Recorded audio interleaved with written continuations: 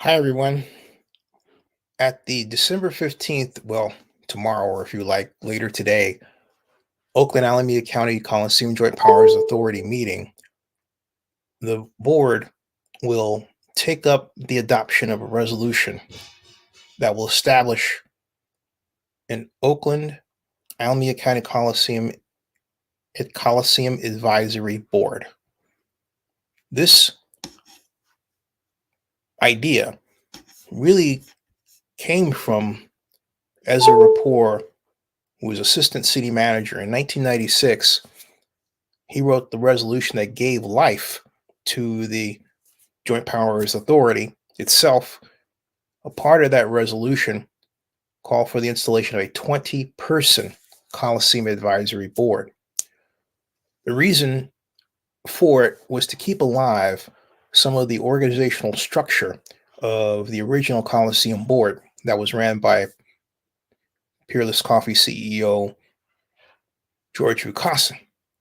That organization featured some of Oakland's most civically active members of its business community, including Ed De Silva and Mary Warren, as well as others later, like, for example, Seth Butner.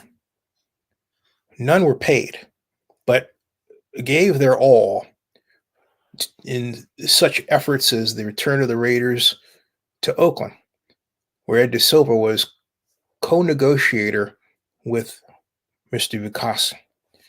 The idea with the new Coliseum Authority Board now is to replicate, again, that kind of involvement in guiding the future of the facility. It also allows the formation of a built-in constituency for the Coliseum and its efforts and events. But the main difference between then and now is that the new Coliseum Advisory Board will not have voting power over the main board. Its role is as advisory. In fact, I misspoke here because even in the original 20-person advisory board, it was just that it was advisory. It wasn't to actually be additional votes. It had to be counted and considered. Again, its role was strictly advisory. But for me, this is a precursor to a sports commission, but it allows for flexibility where I believe special seats should be added that represent a mating of the actions and activities of the Joint Powers Authority, which really should be called the Stadium Authority, and our Convention Visitors Authority, or Convention Visitors Bureau, what some would like it, Visit Oakland. Why? Because if you take sports events at the Coliseum, and Visit Oakland and its focus on hotels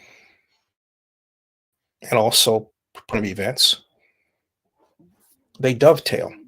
So there should be some way of the two organizations, for lack of a better term, interfacing.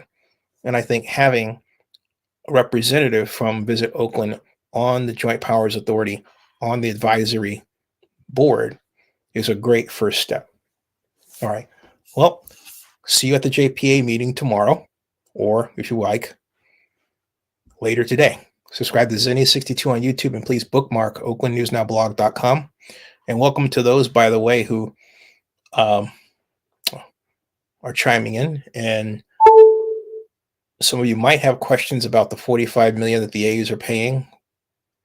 Yeah, they're paying to keep the land. As I said to anybody who wouldn't listen, they intend to be, or essentially have, a foot in each camp, Oakland and Las Vegas. More on that later. See you later.